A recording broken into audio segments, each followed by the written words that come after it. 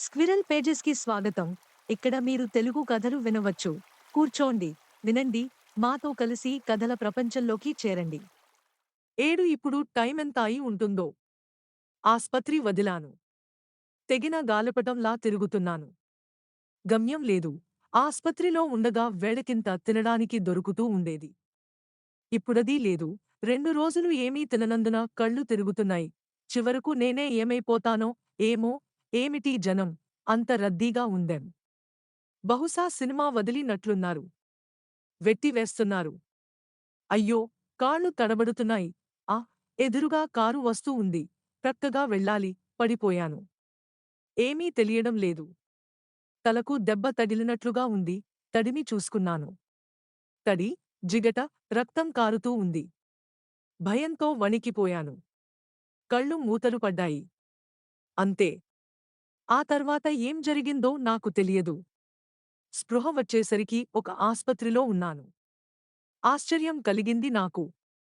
ఆస్పత్రి వదిలి వెళ్ళిన నేను మళ్ళీ ఆస్పత్రికి చేరడం. కానీ ఇది వదిలి వెళ్ళిన ఆస్పత్రి కాదు.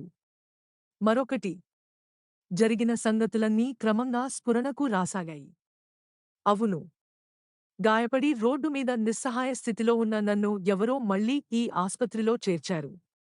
ఈసారైనా నర్సులతో, డాక్టర్లతో పేచీ పడకూడదు. తలమీది గాయం బాగా మంటపుడుతూ ఉంది. తలకు కట్టుకట్టారు. చేతికి తగిలిన గాయాలకు 3-4 చోట్ల టింక్చరు ఐడిన్లో తడిపిన దూది అతికించారు. పాత క్రొత్త, మళ్లీ హింసకు గురి కాసాగాను. ప్రక్క మంచాలపై ఉన్న రోగులు మాట్లాడుకుంటున్న మాటలు నా చెవిన పడసాగాయి. ఎవరో పాపం. మన పేద డాక్టరు బాబుగారి కారు వెడుతూ ఉండగా కళ్ళు తిరిగి దాని ముందు పడిపోయాడట. ఆస్పత్రికి తీసుకువచ్చి చాలా రాత్రి వరకు అవస్థపడ్డారు డాక్టరమ్మగారు, పెద్ద డాక్టరుగారు. వేషం చూస్తే బికారి, ముఖ వర్చస్సు చూస్తే మాత్రం మంచి కుటుంబానికి చెందిన వాడిలా కనిపిస్తున్నాడు. ఎంతైనా మన డాక్టరు బాబుగారు ధర్మ ప్రభువులు, ఆ గుణంలో వారమ్మాయిగారు వారిని మించిపోయారు. ఇటువంటి వారినెందరినో ఒకదరికి చేర్చారు. నా గురించి మాట్లాడుకుంటున్నారన్న సంగతి వెంటనే అర్థమైంది. ఇప్పుడు నేనున్నది ప్రైవేటు నర్సింగ్ హోమ్ అని తెలుసుకున్నాను. పైగా డాక్టర్ గారు, వారమ్మాయి ఇద్దరూ మంచివారనే విషయాన్ని వీరి మాటలు రుజువుపరుస్తున్నాయి. వారిని బ్రతిమాలుకుని ఎలాగైనా నా జబ్బు పూర్తిగా నయమయ్యేంత వరకు ఇక్కడే గడపాలి. ఇప్పుడు మీకెలా ఉంది? నా ఆలోచనలకు అంతరాయం కలిగింది. నా చూపులు ఆ మాటలననుసరించాయి. తెల్లటి దుస్తులలో చిరునవ్వు చిందిస్తూ కనిపించున్నొక నర్సు. వయసు సుమారుగా 20 దాటే ఉంటుంది. ముఖంలో ఆప్యాయత, ఆదరణ, ప్రసన్నత కనిపిస్తున్నాయి. గాయం చాలా బాధ పెడుతూ ఉంది. డాక్టరు గారెప్పుడొస్తారు? టైమైంది. 10 లేక 15 నిమిషాలలో రావచ్చు సమాధానం చెప్పిందా నర్సు. ఉమా. ఎక్కడున్నావ్? ఏం చేస్తున్నావ్? హడావుడిగా నా గది లోపలికి ప్రవేశించింది మరొక నర్సు. ఉమా. అమ్మాయి గారొచ్చారు. నీవేళు ఇక్కడి పని నే చూసుకుంటాను. నా బెడ్కు ఒక ప్రక్క తగిలించి ఉన్న చార్టును చేతిలోకి తీసుకుని నా వైపు చూస్తూ ప్రశ్నలు ప్రారంభించింది. మీ పేరు? మిమ్మల్నే. ఏం చెప్పాలో అర్థం కాదు. గత జీవితంలో నన్ను సూర్యం సూరి అని పిలిచేవాళ్ళు. ఆ పేరు చెప్పడం నాకు ఇష్టం లేకపోయింది. ఆ పిలుపు నాకే అసహ్యాన్ని కలిగిస్తూ ఉంది. ఆ పేరు తలచుకోలేదు.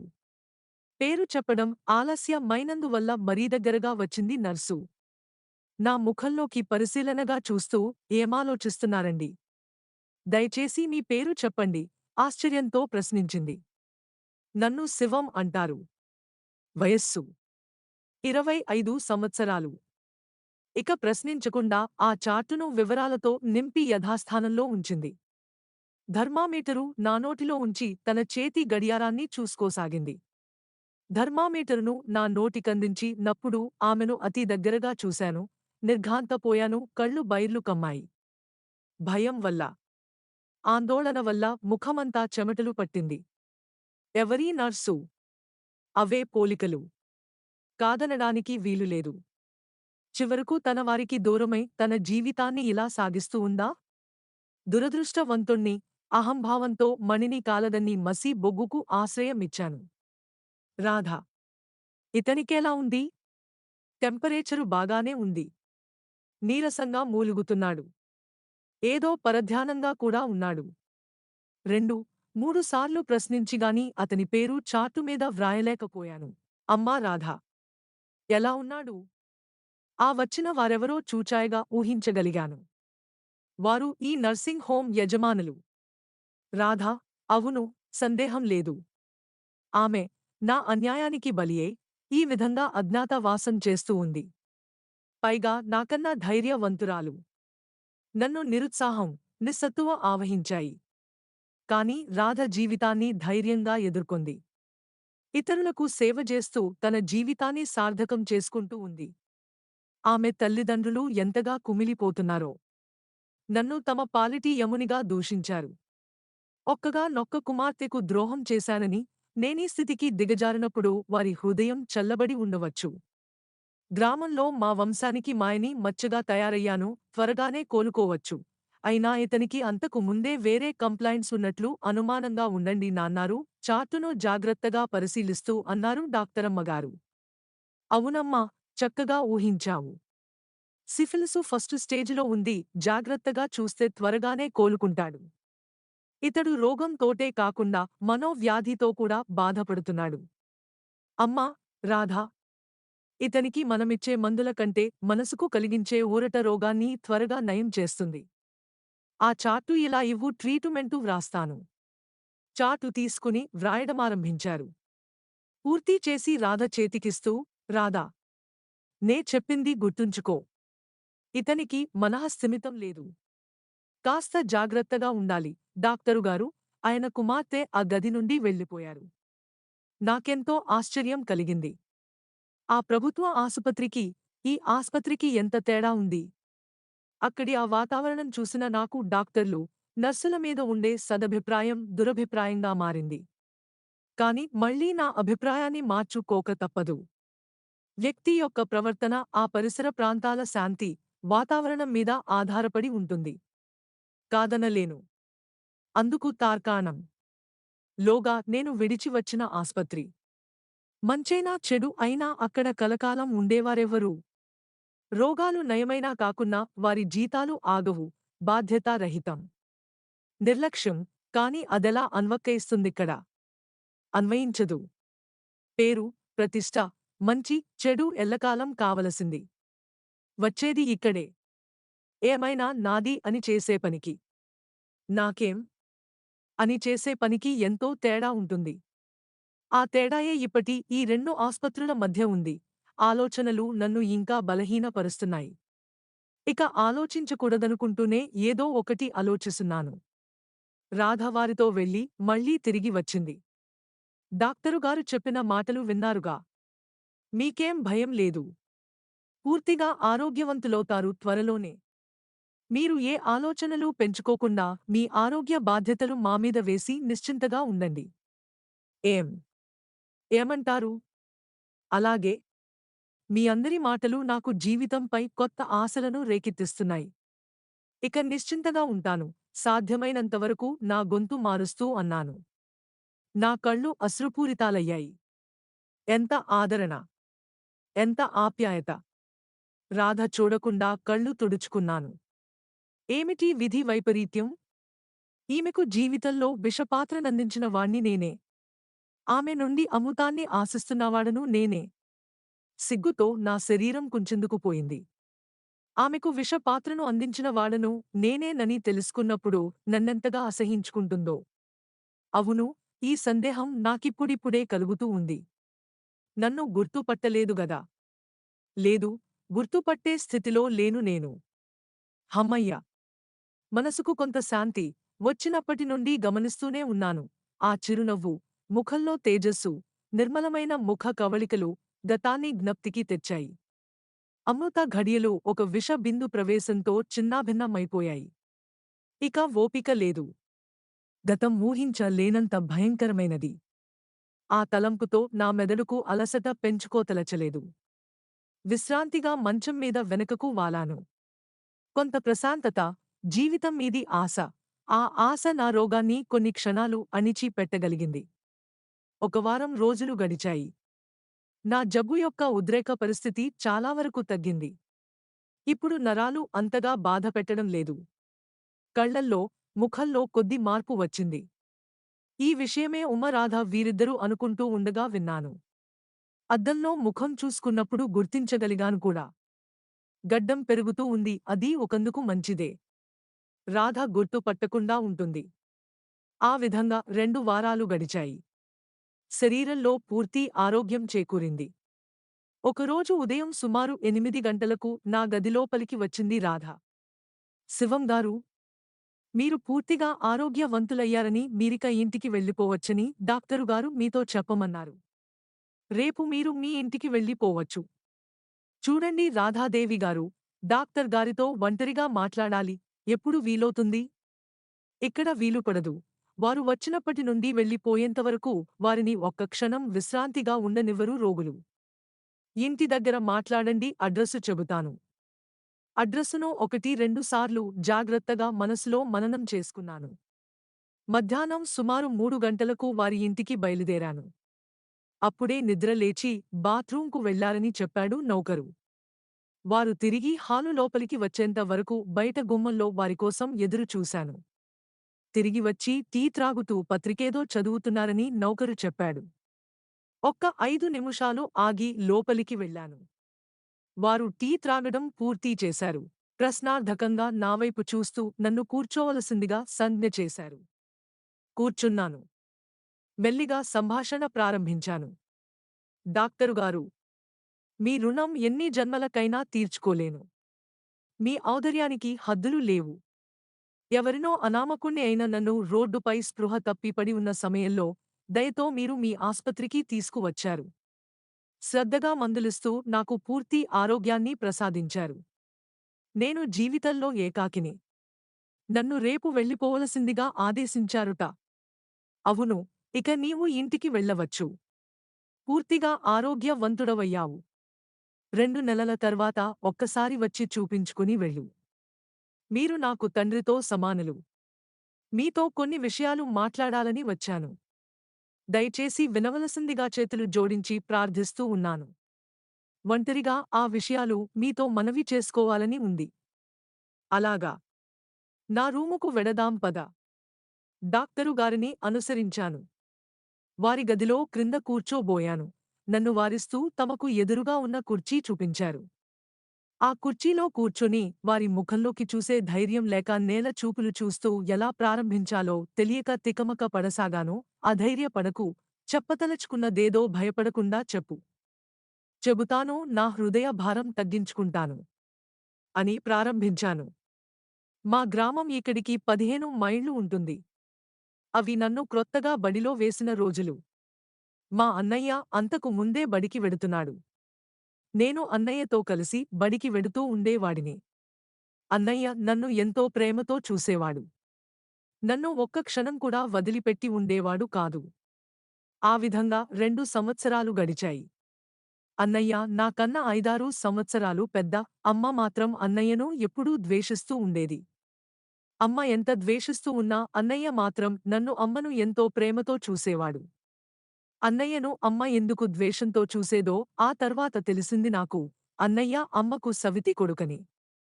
నేను అన్నయ్య కలిసి తిరగడం, ఒకే కంచంలో తినడం, ఒక దగ్గరే పడుకోవడం, ఒకే దగ్గర కూర్చుని చదువుకోవడం. ఇవన్నీ సహించేది కాదు. మెల్లిగా మా ఇద్దరి మధ్య ఏవేవో కలహాలు రేపుతూ విడతీయడానికి ప్రయత్నించేది. కాని ఆమె ప్రయత్నం చాలా కాలం వరకు కొనసాగలేదు. మమ్మల్ని విడతీసేందుకు చేసిన అమ్మ ప్రయత్నం చివరకు ఫలించింది. అన్నయ్య మంచివాడు కాదని, అన్నీ దొంగబుద్ధులున్నాయని వాడి స్నేహం చేస్తే నీవు కూడా చెడిపోతావని ఊరికే నా చెవిలో ఓదర పెడుతూ ఉండేది. పిన్న వయసులో ఉన్న నేను చెబుతున్నది అమ్మ కదా అనే భావంతో నమ్మాను. ఆ విధంగా మా ఇద్దరినీ ఎంతో ప్రయత్నం మీద విడదీయగలిగింది. ఆనాడు పిన్న వయసులో ఏర్పడిన ఆ భేదభావం నాతో పాటే పెరిగి పెద్దదే వ్రేళ్లు నాటుకుని అన్నయ్యనుగాని, అతని స్నేహితులనుగాని ఓర్వలేని పరిస్థితికి తీసుకువచ్చింది. అమ్మా, నేను ఇద్దరమూ కలిసి అన్నయ్యకు ఇంట్లో మనశ్శాంతి లేకుండా చేసేవాళ్లం. రాను రాను అన్నయ్య ఉనికే మాకు ఎంతో కష్టాన్ని కలిగించనారంభించింది. ఆ విధంగా రోజులు గడిచి పోసాగాయి. అన్నయ్య మల్టీపర్పస్ హైస్కూల్లో 12వ తరగతి పరీక్ష వ్రాశాడు. మా ఊరిలో హైస్కూలు లేక అక్కడికి దగ్గరలో ఉన్న చిన్న బస్తీకి రోజూ వెళ్లి వస్తూ ఉండేవాడు. నేను మాత్రం ఊరిలో ఉన్న బడికే వెడుతూ ఉండేవాడిని. నేను అన్నయ్యలాగా చదువులో చురుకుగా ఉండేవాణ్ణి కాదు. అందరూ అన్నయ్యని మెచ్చుకుంటూ ఉండేవాళ్ళు. నాన్నగారు కూడా. అమ్మా, నేను అన్నయ్యను ఎంతగా ద్వేషించేవాళ్లమో అంతగా నాన్నగారు అన్నయ్యను తల్లి లేని పిల్లవాడని ప్రేమిస్తూ ఉండేవారు. నాన్నగారు అంతగా అన్నయ్యను ప్రేమతో ఆదరిస్తూ ఉండడం మాకు ఎంతో ఈర్ష్యను కలిగించేది. అందుకు అమ్మ ఏవేవో కుయుక్తులు పన్ని నాన్నగారు కూడా అన్నయ్యను ద్వేషించే విధంగా చేయగలిగింది. నా చేత చిన్న చిన్ని దొంగతనాలు చేయించుతూ, ఆ దొంగతనాలను అన్నయ్యకు అంటగడుతూ అన్నయ్యకు నాన్నగారితో తిట్లు దెబ్బలు తినిపిస్తూ ఉండేది. అసలు విషయం చెప్పి ఇంట్లో కలతలు రేపడం ఇష్టం లేక అన్నయ్య ఆ తిట్లను దెబ్బలను సహనంతో సహిస్తూ ఉండేవాడు. అన్నయ్య మంచితనాన్ని గుర్తించలేని అమ్మ అతనిని చాతకాని వాడి క్రింద జమ కట్టి మరింత రెచ్చిపోతూ ఎలాగైనా అన్నయ్య పీడ విరగడ చేసుకోవాలనే ఉద్దేశంతో సమయం కోసం ఎదురు చూడసాగింది. ఒకరోజు నాన్నగారు బీరువాలో 100 రూపాయల నోటొకటి ఉంచి పనిమీద ఏదో ఊరు వెళ్లారు. అమ్మ ఆ విషయం పసికట్టి ఆ నోటు తీసి దాచేసింది. అన్నయ్య వాళ్ల స్నేహితులు హైదరాబాదు ఎక్స్కర్షన్‌గా వెడుతున్నారని తెలిసి, లేని ప్రేమ నటిస్తూ 10 రూపాయలు ఇచ్చి పంపింది. శత్రువులను కూడా స్నేహభావంతో చూసే అన్నయ్య అమ్మ మోసాన్ని గ్రహించలేకపోయాడు. ఆ క్షణంలో నాకు కూడా అమ్మ దురాలోచనకు ఆశ్చర్యం కలిగింది. అన్నయ్య హైదరాబాదు వెళ్లిన మరునాడు నాన్నగారు ఊరి నుండి వచ్చారు. డబ్బు పోయిన విషయం గుర్తించారు. ఇల్లు ఎగిరిపోయేట్లు కేకలు వేశారు. ఆ కోపంలో, ఒళ్ళు తెలియని ఆవేశంలో నన్ను పిలిచి 2 దెబ్బలు వేశారు. అమ్మను తిట్టడం ప్రారంభించారు. అమ్మేనా తక్కువ? రెచ్చిపోయింది. ఇద్దరూ బాగా ఘర్షణ పడ్డారు. ఆ కోపంలో బయటికి వెళ్ళిపోయారు నాన్నగారు. నాన్నగారు వెళ్ళిపోయినా తర్వాత అమ్మ తన ఎత్తుగడ ప్రకారం మా కుటుంబానికి పరిచితమైన వ్యక్తితో అన్నయ్య ఆ వ్యక్తికి హైదరాబాదులో కనిపించినట్లు, చూసి కూడా చూడనట్లు, గుర్తించనట్లు నటించినట్లు, జల్సాగా ఖర్చు చేస్తున్నాడని, ఇతర దుర్వసనాలకు కూడా లోనయ్యాడని చెప్పించింది. నడి వీధిలో నలుగురి ముందు ఈ విషయం విన్న నాన్నగారు నిజానిజాలు తెలుసుకోవాలనే ఆలోచన లేకుండా తోక త్రొక్కిన త్రాచులా విజృంభించారు బుసలు కొడుతూ. ఇంటికి వచ్చి అమ్మను కేకలేశారు. ఎందుకు వెళ్ళనిచ్చావని? నాకు అసలు ఆ సంగతే తెలియదని అమ్మ తప్పుకుంది. నాకు ఎంతో ఆశ్చర్యం కలిగింది అయినా మనసులోనే ఆ విషయాన్ని దిగామ్రింగాను. నా క్షేమం కోరి ఆస్తినంతా నాకు కట్టబెట్టాలనే ఉద్దేశ్యంతో అమ్మ ఇటువంటి కాని పనులు చేస్తున్నదని చూచాయగా గ్రహించాను. నన్ను కూడా పిలిచారు. అన్నయ్య సంగతి నీకు తెలుసా? అని నిప్పులు చెరుగుతున్న కళ్లతో ప్రశ్నించారు. భయం వల్ల వణికిపోయాను. నాకు ఏం చెప్పాలో తోచలేదు. నాన్నగారి వెనక నిలబడి అమ్మ సైగ చేసింది. అమ్మ ఆసరాతో నాకేమీ తెలియదని చెప్పాను. అమ్మ కూడా నన్ను సమర్థించింది. పసివాడు. వాడికేం తెలుసని, వీధిలో విన్న మాటలను బట్టి నాన్నగారు విషయాన్ని అర్థం చేసుకున్నారు. అన్నయ్యే ఆ 100 రూపాయలు దొంగిలించి హైదరాబాదు వెళ్లాడని ఊహించారు. వచ్చాక భరతం పడతానంటూ అన్నయ్య మీద మండిపడ్డారు. అమ్మ సంతోషపడింది. ఆమె సంతోషం నాకు సంతోషాన్ని కలిగించింది. ఎక్స్కర్షను పూర్తవగానే అన్నయ్య సంతోషంతో ఇంటికి తిరిగి వచ్చాడు. అమ్మ ఇచ్చిన 10 రూపాయలలోనే నాకు ఒక మంచి పెన్ను, అమ్మకు పూలు తీసుకువచ్చాడు. నేను ఆ పెన్ను చూసి సంతోషంతో గంతులు వేశాను. ఆ క్షణంలో నాకు అన్నయ్య మీద ఎంతో జాలి, ప్రేమ కలిగాయి. అమ్మ కూడా తనకు పూలు తెచ్చినందుకు కృత్రిమ సంతోషాన్ని ప్రకటించింది. అంతలో నాన్నగారు వచ్చారు. అన్నయ్యను చూశారు. అగ్గి బుగైపోయారు. ఒరేయ్, ఇలారా అంటూ తన గదిలోపలికి తీసుకువెళ్లారు. చిలక్కొయ్యకు ఉన్న చండ్రకొలను తీసుకున్నారు. జరగబోయే విషయం ఊహించాను. నాన్నగారు కొట్టబోతున్నది నన్నే అన్నట్టుగా భయపడ్డాను. అనుకున్నదాని కన్నా ఎక్కువే జరిగింది. అన్నయ్యను చావ చితక కొట్టి, ఇక జన్మలో నాకు నీ ముఖం చూపించకు అంటూ ఇంటి నుండి వెళ్ళగొట్టారు. అన్నయ్య మామూలుగానే మౌనం వహించాడు. అన్నయ్య మౌనం నాన్నగారి ఆగ్రహాన్ని మరీ రెచ్చగొట్టింది, అనుమానాన్ని పెంచింది. ఆ పరిస్థితిలో నాన్నగారు తను ఏది చెప్పినా వినిపించుకోడనే ఉద్దేశంతో బిక్క ముఖం వేసుకుని బయటికి వెళ్ళిపోయాడు. నాన్నగారు అమ్మతో, నాతో అన్నయ్యను ఇంటికి రానివ్వదని ఖచ్చితంగా చెప్పారు. మేమిద్దరమూ తలలూపాము. అమ్మ ఎంతగానో ఆనందపడింది. అన్నయ్య ఆ రాత్రి పెద్ద పాలేరు రామయ్య ఇంట్లో గడిపినట్లు ఆ తర్వాత తెలిసింది. మరునాడు రామయ్య నాన్నగారితో చాలాసేపు మాట్లాడాడు. రామయ్య ఎంత బతిమాలినా అన్నయ్యను ఇంటికి తీసుకురావడానికి ఒప్పుకోలేదు నాన్నగారు. రత్నం లాంటి కొడుకుని చేజేతులా దూరం చేసుకుంటున్నావు, అందుకు అనుభవిస్తావులే అని నిష్ఠూరపడుతూ వెళ్ళిపోయాడు రామయ్య. నాన్నగారు స్వతహాగా మంచివారే. కాని అమ్మ దీక్షతో చేసిన ప్రయత్నం వల్ల అన్నయ్యపై ఎక్కడ లేని ద్వేషాన్ని పెంచుకున్నారు. నాన్నగారిది అదోరకమైన మనస్తత్వం. ఏ విషయాన్ని అంతగా పట్టించుకోరు. మనసుకు పట్టిందంటే వెనక, ముందు ఆలోచించకుండా ప్రవర్తిస్తారు. అమ్మ మొదటి నుండి తీసుకున్న జాగ్రత్తల వల్ల ప్లాను ఆమె అంచనాల ప్రకారం విజయవంతమైంది. అన్నయ్య నాన్న కొట్టిన దెబ్బలకు వారం రోజులు జ్వరాన పడ్డాడు. అన్నయ్య ఇక ఇంటి ఛాయలకు కూడా తాలేదు. ఏమాలోచించుకున్నాడో ఏమో.